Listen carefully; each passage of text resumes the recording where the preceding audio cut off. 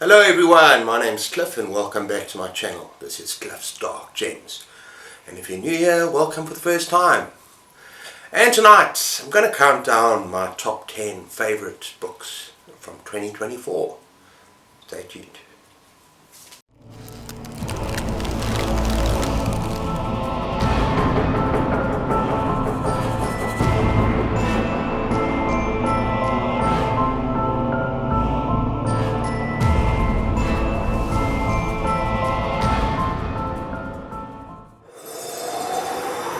Okay everyone, so I've read about 104, 105 books so far this year. They're not brilliant in my opinion, but yeah, I'm quite happy and I've read a lot of good books. I've read some not so good books, but this list is going to contain some old horror, some classic horror, as well as some more new kind of horror novellas and new titles. And it's also going to contain one surprise, which if you've been watching my channel you know what that is already, but yeah, that's going to be in my top 10. Before we get going, let's look at some special mentions. I'm going to start off with Blankie by Keelan Patrick Burke. Yeah, now this is kind of quite a dark tale, and it starts off with this man who has recently lost his daughter, not how recently, and his infant daughter to kind of cot death. And he is not coping, he's drinking heavily, his wife's left him, and yeah, he's kind of really struggling. And then one night he hears a noise, and he goes into his daughter's room, which has been cleared, his infant daughter's room, and he finds her Blankie, her favourite Blankie. Only problem is that when she was buried with her Blankie. Now this is a creepy, insane story. It goes very dark. It gets very bad very quickly with this guy. And don't expect a happy ending for any of this author's stories. So yeah, that is Blankie. Second up we have special mention, Clowns vs. Spiders. I don't have to say too much about that. I spoke about that the live with Crits from Secrets Reads. We chatted about this. It was a 5-star for me. More like a 4.5 star, because it is kind of silly fun. There's not much to the story. It's these really good clowns, these happy clowns, and they lose their job because there's no place in the world for good clowns anymore, thanks to Stephen King, damn it. But anyway, they have to get a job as bad clowns, evil clowns, at this new attraction.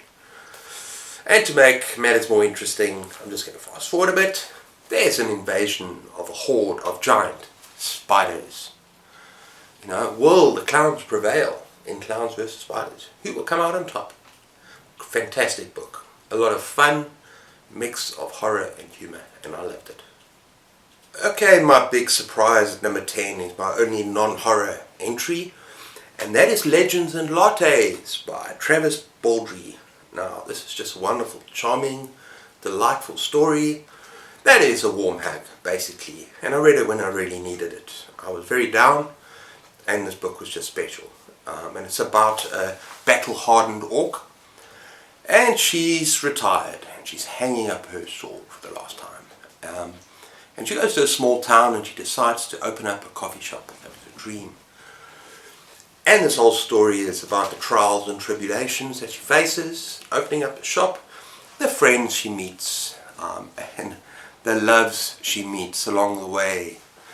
And one of my favourite things about this whole book is just the actual coffee shop itself, and how this menu, you know, it starts off with just plain coffee, and then you got kind of latte, or then you got like a couple of other kind of delicious things that can accompany the coffee, and before you know it, you got this menu, and you feel like you're there inside the coffee shop. Just, it's cozy, it's warm, it's wonderful, and I highly recommend it, because even if you're not a fan of fantasy or cozy stuff, one day you might really need it, so just keep it in mind. That's Legends and Lattes. In 9th position is a completely different kind of novel. It's by one of my favourite authors, my newfound authors, Chad Lutzke, and that is Stirring the Sheets. Now this is an emotional novel. It's a very sad novel about desperation, about loneliness, about letting go, and it's about an elderly funeral worker who's lost his wife. I can't remember the time span, I don't know how many years, but in a deadly fatal car accident, and he can't get over it. You know, he still keeps her side of the bed unmade. You know, he just can't get over his loss. And because he works at the funeral home, and his job is to do up the corpses, and it's described in quite a lot of detail to make them, you know, appear to the relatives that they look younger, they look vibrant, whatever. But anyway, he finds this corpse that reminds him of his wife when she was a bride. And yeah, he decides to take her home. And it's not what you think. You know, it kind of is such a sad story. And it's Chad Lutsky writing. It's just a sense of loss and desperation of this man knowing he's not doing the right thing. You know, taking the corpse, putting it in bed next to him. If you can look at the cover. But yeah, it goes to dark places, but not where you think it would go. And I absolutely loved it. I cried. I felt very emotional with this book. And really, yeah, the author's writing is just phenomenal. Yeah, I'm not going to say much more about this book.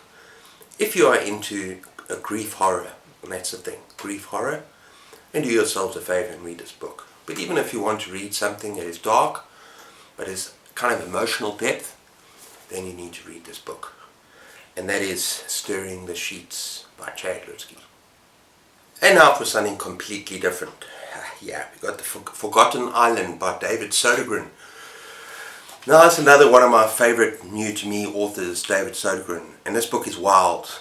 It starts off with a prologue where you get this island, and it's just a good introduction, and then it takes you to Thailand, and it's these sisters that are on holiday there, and the one sister's boyfriend, yeah, and the friends that they meet, and they go on this full moon party. Lots of drinking, lots of drugs, crazy stuff. And they pass out and they wake up on a yacht, apparently stolen. And they're in the middle of the ocean and they don't know where they are, except they see an island. Hey, maybe we should head for that island. I'm sure we'll be rescued soon. And they've got very little in terms of food or supplies or whatever. They've got nothing. And some very unlikable characters. This story is wild. It is batshit crazy. And you know, David Sodergren says that he writes as if he's writing a B-movie, a horror movie. It's fast, it's insane, it's gory, it's bloody. And yeah, in this particular book it just goes to some very messed up places. And a lot of fun, all the time, keeping the fun element into the horror story. So yeah. Highly recommend any David Sodergren, but in this case we got The Forgotten Island at number 8. Okay, in 7th position we have The Halloween Tree by Ray Bradbury. And yeah, this is a YA book, very short, very quick, but it's now my favourite Halloween book, and I'm going to read it every single Halloween. It's that good, people. But I love Ray Bradbury, I love his prose, I love everything about him. So what's it about? It's about these 8 costume boys, and they're literally flying off to try and find their lost friend. In the company of, and listen to this name, freaking awesome, Carapace, Clavicle, Mount Shroud. Mysterious man, creature. And yeah, along the way they go through kind of time and yeah, they take through space and they learn about the value of Halloween and the history of Halloween, some of the stuff that you'll never know, I didn't know, all in search of their friend. And it's a lot of fun, and it's more a fantastical, kind of creepy story than anything horrifying or terrifying, very YA, but the imagery is beautiful, the language is stunning. It's something that I love about Lovecraft, sorry, about Ray Bradbury, excuse me, although Lovecraft's pretty good too. But anyway, yeah, I highly recommend this book as a Halloween read. And yeah, if you want to read it with me next Halloween, I'll be here. I'm going to read it again. So that is A Halloween Tree by Ray Bradbury. Okay, number 6 is Holly by Stephen King. Now I'm very grateful that I went on a journey with other booktubers all about Holly. It was a fantastic ride. I'm very grateful that I read the books in order, from the Mr. Mercedes trilogy to The Outsider to If It Bleeds and finally to Holly, because you see her journey, and she's the main character in here, and she really comes into her own here. She's a private investigator. I think it's with the Finders Keepers thing, yeah. And this is set during COVID. And I know that's a problem for some with all the politics, but I just loved the book. I loved Holly as a character.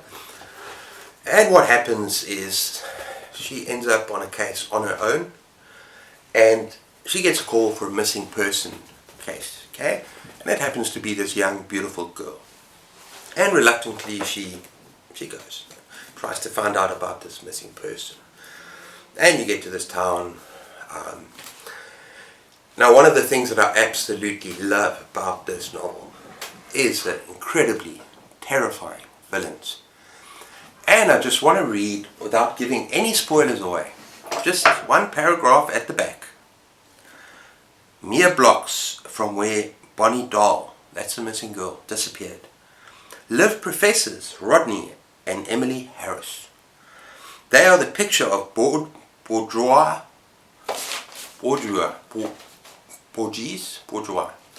okay, never mind, respectability, semi-retired lifelong academics, but they are harbouring an unholy secret in the basement of their book-lined home, one that may be related to Bonnie's disappearance. And it will prove nearly impossible to discover what they're up to. I think most of you know by now, but still, I'm not going to say anything. This book is freaking terrifying, in my opinion. Just what these geriatrics are up to. Yeah, it really gives me the shivers. It hurts me to think about it. But yeah, he really does it with these villains. They are despicable. And so yeah, give Holly a read. Okay, in 5th position we got James Herbert, The Rats. Now, I wasn't going to do any rereads in this list, but this is an exception because I read it like 35 years ago. And when I read it 35 years ago, yeah, I remember it being a vicious, gory, fast-paced horror. But there's so much more to it than that. You also get incredible character development, yeah, and character backstories and stuff like that. That really kind of, just the pacing, everything is brilliant.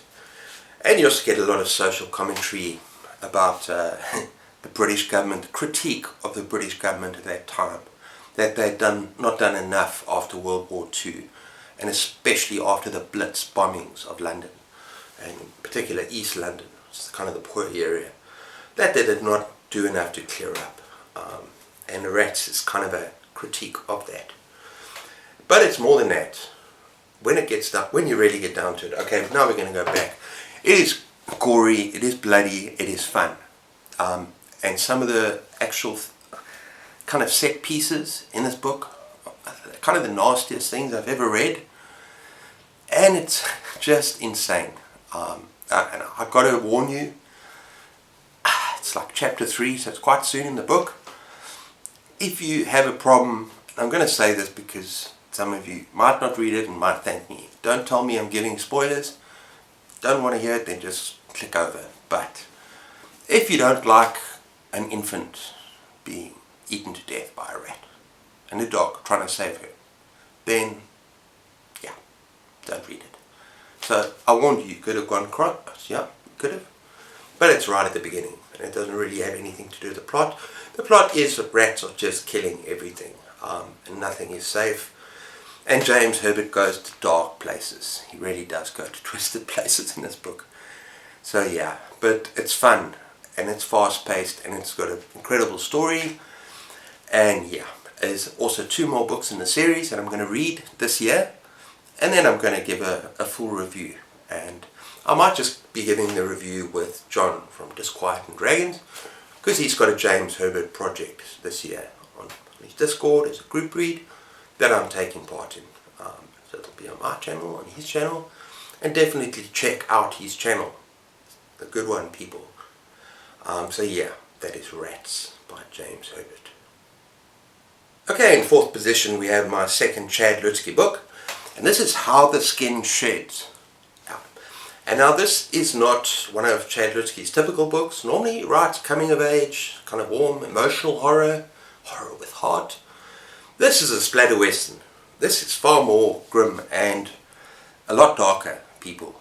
And yeah, there's some gross stuff that happens. However, it is still, he's just such a brilliant writer. Brings dark humor and heart. I would call this more like a black, bleeding, bruised heart. But he still brings some sort of humor into even a story like this. And I appreciate that. And yeah, it's about this guy who basically, in this Western environment, he goes to visit his sister. And he finds his sister murdered. Throat slit and nipples missing. Potentially bitten off, I think. Can't remember. And his niece on the bed, severely, emotionally scarred for life. And they set off, together with his friend, who is an ex-slave, a freed slave. And all of them set off on this manhunt, on this road trip, to find the killer. And yeah, it's just an insanely good story, incredible characters, it's just so good. And I want to read it again.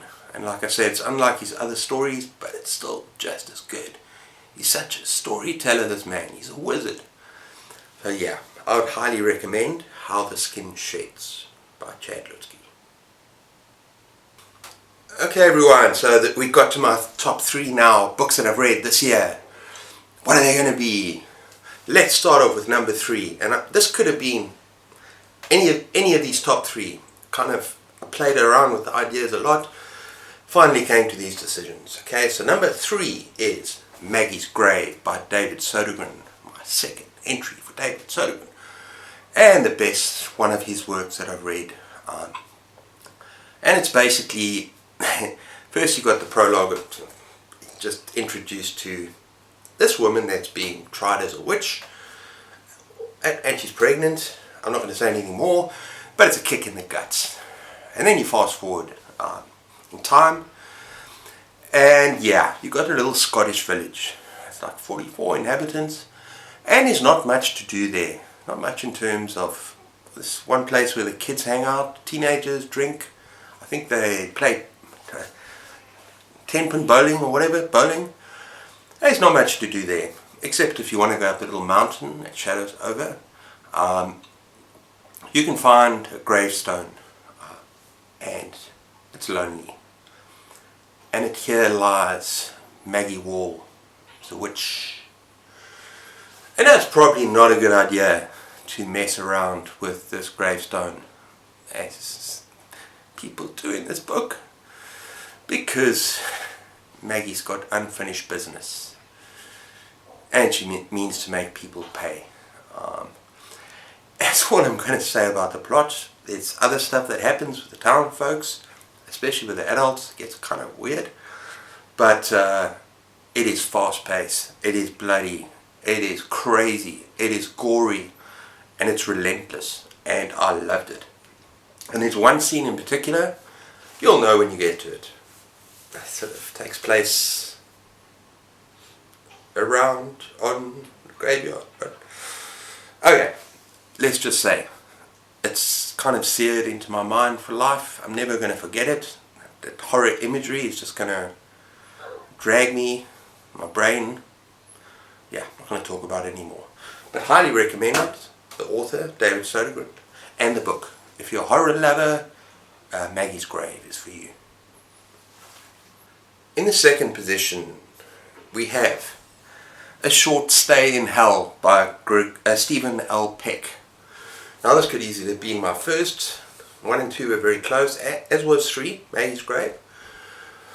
But yeah, this is a very short book. It's just over 100 pages, and I just urge, if you enjoy horror and kind of think this is crap, really just pick it up. It's just over 100 pages, very easy to read, and you might well thank me. You might well thank me later.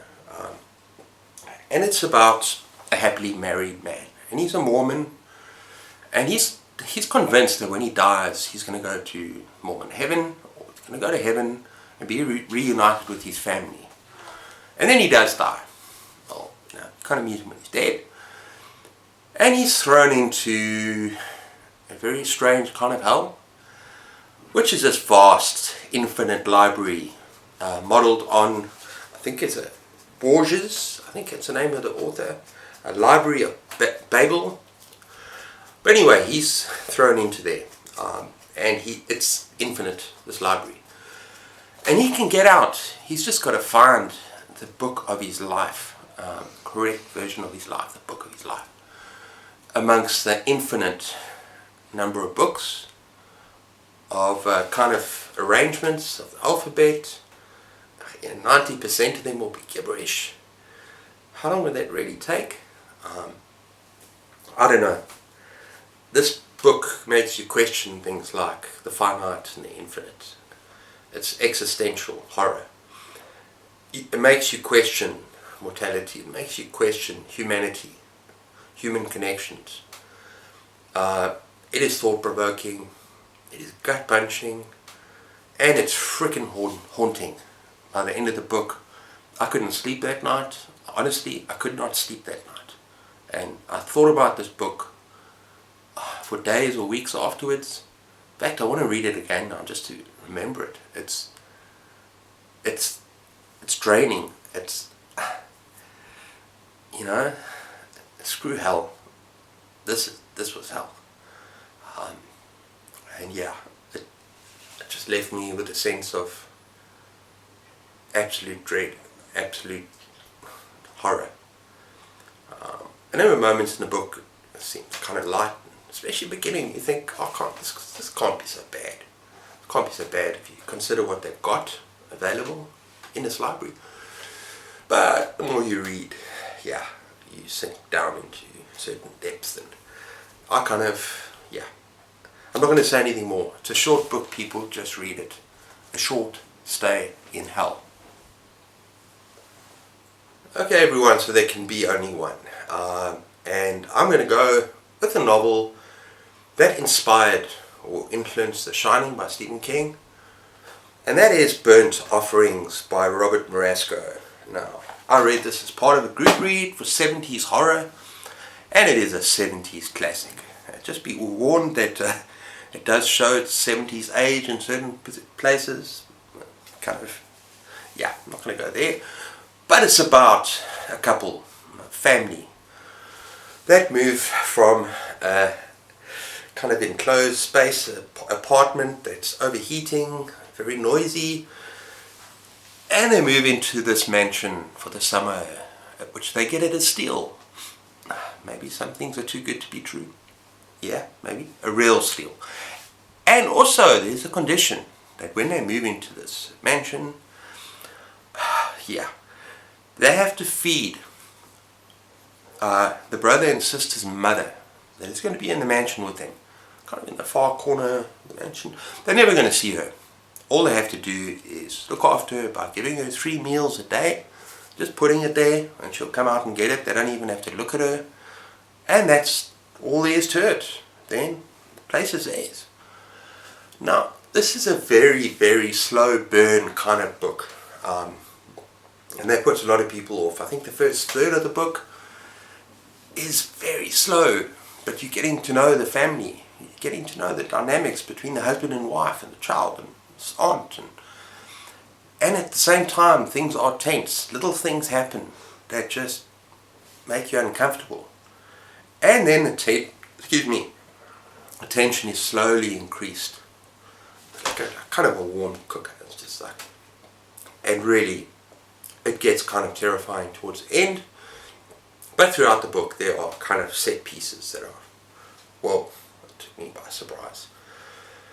And the thing as well is it's a different kind of haunted house.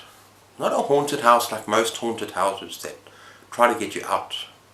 Kind of Amityville horror where you want to escape. This is a house that wants to keep you in. I won't say anything more. If you read the book you'll understand what I mean. But it wants you there. It wants to keep you. And yeah, it's a tale about falling into insanity, madness, and also obsession with the mother. Yeah, I'm not going to say much more. I love the ending. I think a lot of people have a problem with the fact that it might be a little bit ambiguous, kind of unsolved questions. But I love the ending. Kind of in my mind I kind of know how it works, what happened with the story. And we did a full discussion on the story. And yeah, absolutely love it. I'm not saying it's the Shining territory, but it may well have, think about it really hard, kind of leapt its way into my top 20 horror novels of all time. It's that good.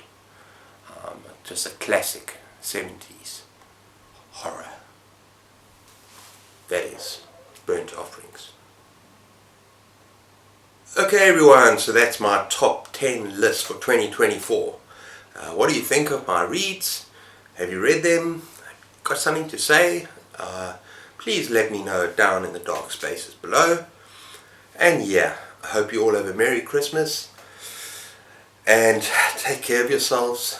Keep those pages turning. And cheers.